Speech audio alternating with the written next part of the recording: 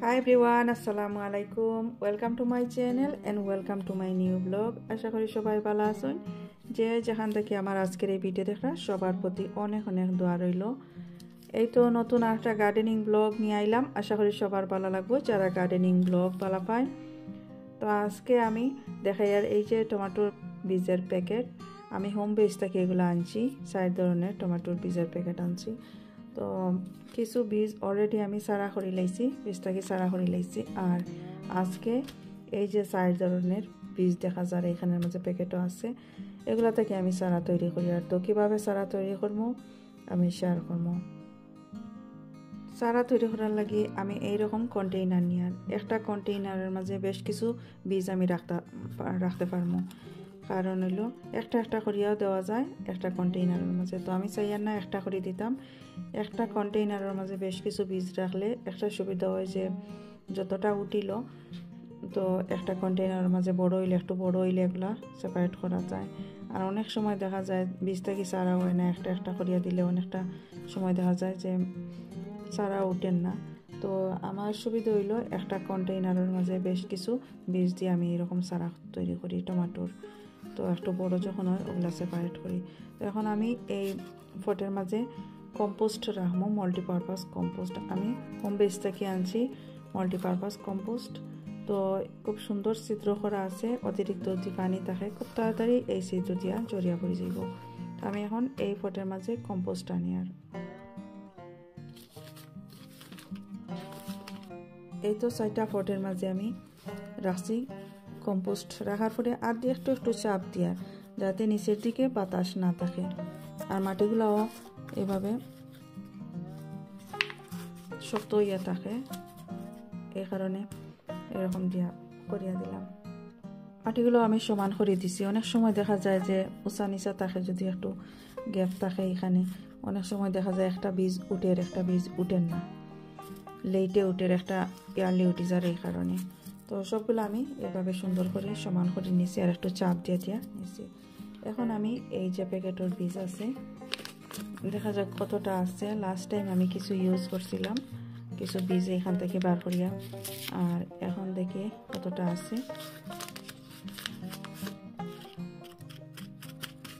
এই যে মাশাআল্লাহ বেশ কিছু আছে। আর সবাই জানেন হোম বেস থেকে আমি কিছু বীজ রাখি আর সবগুলো আমি দিয়া না। অনেক সময় দেখা যায় যে চারা উঠিছে নষ্ট হয়ে যায়। তো যদি নষ্ট হয়ে যায় বিসমিল্লাহ, পরবর্তী সময়ে আমি চারা করতে পারবো। আর এত বেশি চারার দরকারও নাই আমার, যেহেতু ছোটো ছোটো ফটের মাঝে করিয়ার। তো অত বেশি চারা একটা ফটের মাঝে আমি দিয়ার না। অর্ধেক বীজ আমি দিয়া দিলাম এখানের মাঝে। এখন আমি এই যে বীজ রয়ে গেছে, কিছু বীজ রয়েছে, এগুলা পরবর্তী সময় যদি আমার দরকার মনে হয় তাহলে এগুলা লাগাইতে পারবো। এখন ভিতরে এটা রাখি দিয়া। আর যে বীজগুলো আমি এই ফটের মাঝে দিছি এগুলো আমার লাগে এনাফ, যদি উঠে সবগুলা থেকে বীজ থেকে চারা উঠে। বীজগুলা দেওয়ার পরে সাথে সাথে আমি নাম লিখিয়া রাখি আর কোন বীজ আমি দিলাম। তো চারা উঠার পরে দেখা যায় যে সবগুলা সমান সাইজে রয়ে যায়, তো বোঝা যায় না কোন বীজ আমি কোনটার মাঝে রাখছি। অনেক সময় কনফিউজ হয়ে যায়, এই কারণে নাম লিখে রাখলাম আর ডেট লিখে রাখলাম এইখানের মাঝে। এখন আমি এই চেরি টমেটোর বীজগুলা লাগাইমু। অলরেডি আগে লাগাইছি আর এখন আরও কিছু লাগাই। আর দেখি বীজ কতটা আছে, খুবই অল্প থাকে। আর আমি অল্প পরিমাণে আগে লাগাইছিলাম। এই যে মাত্র কয়েকটা বীজ আছে। আর অনেক এক্সপেন্সিভ এই টমেটোর বীজগুলা হোম বেজের মাঝে। চেরি টমেটোর বীজগুলা আমি এখানের মাঝে লাগাই আর এইভাবে সবগুলোই বীজ দিয়া অল্প কয়েকটা রাখি দিয়ার সাথে সাথে নামটাও লিখিয়ে রাখি আর ডেট লিখিয়ে রাখি। আর আজকে 9 তারিখ মার্চ মাসের 9 তারিখ, আজকে 9th of March। তো এই যে বীজ রাখছি একটু সরাইয়া দিয়ার সবগুলো যাতে স্পেস পায়। এই তো এইভাবে রাখলাম, বাকিগুলো এইভাবে দিয়া দেব। এই যে প্যাকেট খুলছি আমি, খোলার পরে দেখা গেছে যে এই প্যাকেট থেকে আমি মাত্র কয়েকটা বীজ পাইছি আর 3 পাউন্ড 50 একটা প্যাকেটের বীজের দাম। এই যে কয়েকটা বীজ দেখা যায়, এই কয়েকটা বীজ আমি পাইছি। এত অল্প বীজ থাকে, কোনো সময় দেখা যায় একটু বেশিও থাকে, কোনো সময় খুবই অল্প থাকে। দাম কিন্তু খুবই হাই, প্রাইস থাকে কিন্তু high. 3 pound 50 or 4 pound something এরকম আমি আনছি। এই তো কয়েকটা বীজ, সাথে সাথে সবগুলোর নাম আমি সুন্দর করে আর ডেট লিখে রাখছি। এখন উপর দিকে অল্প পরিমাণ আমি কম্পোস্ট এইভাবে দিয়া বেশি দিতাম না, যাতে খুব তাড়াতাড়ি উঠতে পারে। আর সমান করে দিয়ার সব সাইডে। আর দেওয়ার পরে যে কম্পোস্ট উপর দিকে দিয়ার কোনো চাপ দিতাম না, চাপ দিলে দেখা যায় অনেক সময় উঠতে অসুবিধা হয় গাছগুলার। এইভাবে আমি রাখি দিয়া।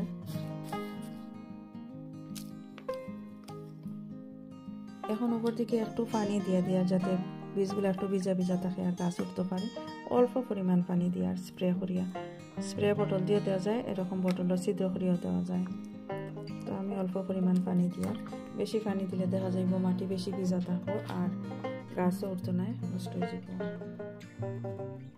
এখন আমি এরকম একটা প্লাস্টিক দিয়ে কাভার করে নিব প্রতিটা গাছ, প্রতিটা পট আমি নিব। খুব সুন্দর গাছ উঠিব আর বাতাস ঢুকতো না। এরকম করিয়া রাখলে খুব তাড়াতাড়ি এই বীজটাকে সারা হয়ে যাব। আর এই পটগুলো আমি ব্রয়লার রুমের মাঝে রাখবো। যারা ব্রয়লার রুম নাই তারা আবার উইন্ডো সেলের মাঝেও রাখতে পারবা, উইন্ডো সেলের মাঝে রাখিয়া সারা করতে পারবা। তো আমার ব্রয়লার রুম আছে, অথবা হিট মাঠ যেগুলো আছে এগুলো থেকে সারা করতে পারবা, খুব তাড়াতাড়ি উঠে যাইব। আমি ব্রয়লার রুমের মাঝে রাখবো, ব্রয়লার রুম একটু গরম আছে আর বীজগুলো থেকে সারা উঠতে খুব সাহায্য করে। এই কারণে এই পটগুলো আমি এখন ব্রয়লার রুমের মাঝে রাখি আর সারা উঠার পরে শেয়ার করবো কিরকম হয়েছে। এই যে বেশ কয়েকদিন পরে আমি এই কন্টেইনার ব্রয়লার রুম থেকে বাইর করিয়ে আনছি, ব্রয়লার রুমের মাঝে রাখছিলাম। 5 দিন হয়ে গেছে, 5 দিন 6 দিন হয়ে গেছে আমি রাখছিলাম ব্রয়লার রুমের মাঝে। মাশাআল্লাহ বাইরে থেকে দেখা যায় তো খুব সুন্দর হইয়া সারা হয়েছে। তো প্লাস্টিকটা আমি এখন সরাইয়া নিয়ে আর দেখি আর ভিতরটা কিরকম হয়েছে। এই তো বেশ লম্বা লম্বা হয়ে গেছে সারাগুলা আর দেখতে খুব সুন্দর লাগে। ওয়াও, এই ফটের সারাগুলা দেখা যায় বেশ লম্বা হয়েছে। তো আরও 1-2 দিন আগে যদি আমি ফটগুলা বাইর করতাম তাহলে অনেক ভালো হইতো।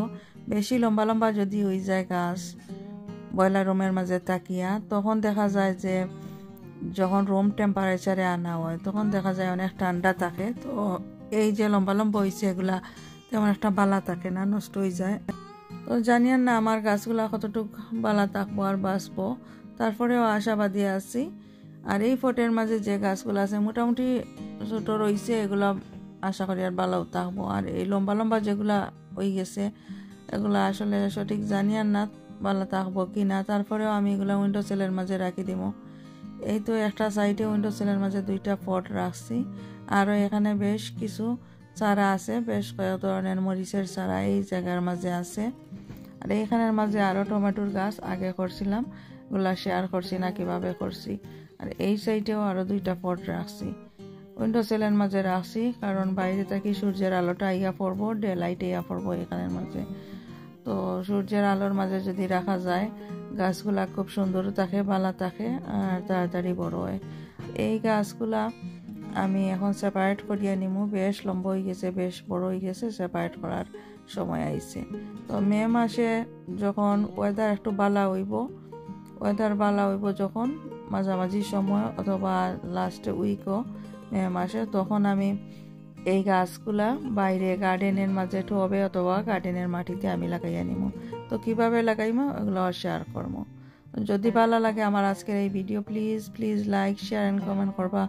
যারা অলরেডি সাবস্ক্রাইব করছেন থ্যাংক ইউ সো মাচ।